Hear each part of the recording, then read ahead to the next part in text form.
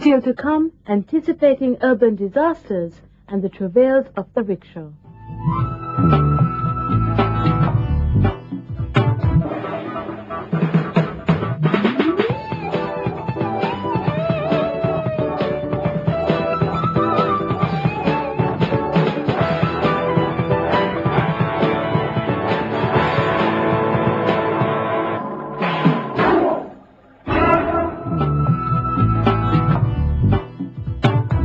A lot of the problems associated with city life could be avoided, or at least easier to combat, if a little more thought had gone into city planning.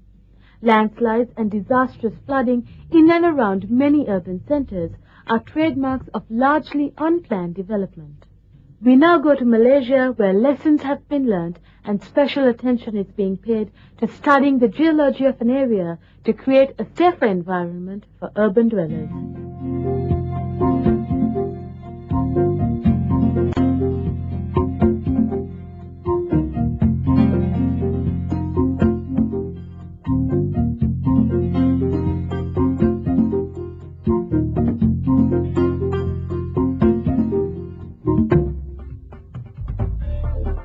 Outside the Malaysian capital Kuala Lumpur, a new city is coming up, one that has been billed as the world's first smart city.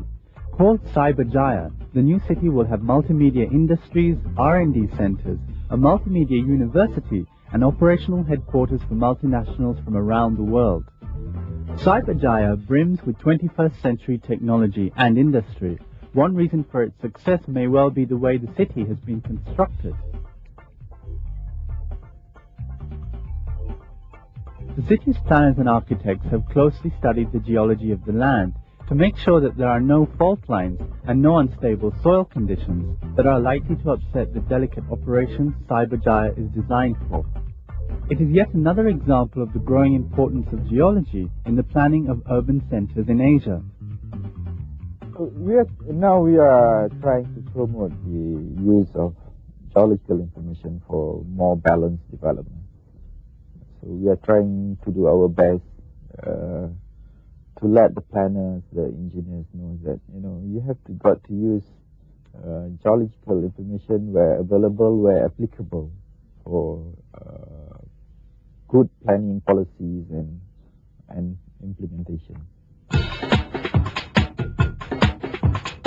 People are now more aware that many problems in the major urban centers of Asia are often directly or indirectly related to the geological and hydrological conditions beneath and around the cities. The discipline of urban geo-sciences attempts to use geological science to solve these problems. Over the past decade, the Economic and Social Commission for Asia and the Pacific has been trying to encourage geologists and urban planners to work together and share information. There's a real problem that the use of, or the underuse of geological information by planners and decision makers in the Asia and Pacific region. And that is exactly the reason why UNESCAP has set up this program of a series of projects that is aimed at promoting the use of geological information in planning and decision making. This mutually beneficial approach has already been adopted in many Asian cities.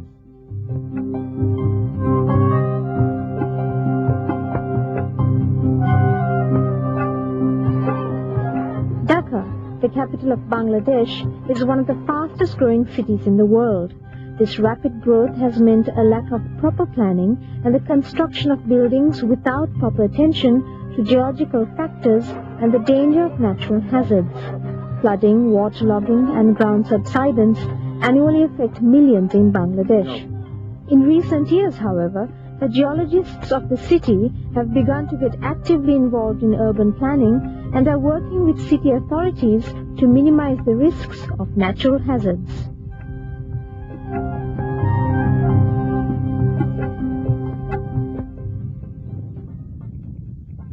With its green parks and clean streets, Putrajaya, Malaysia's new administrative capital, is a twin city to Cyberjaya.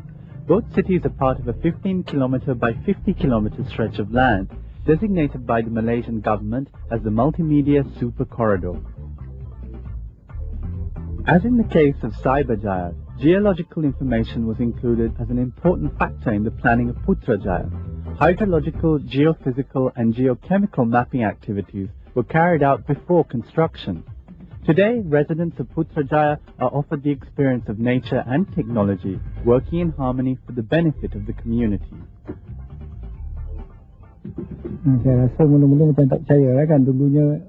When I first got here, I couldn't believe that it was a rubber plantation only a few years ago.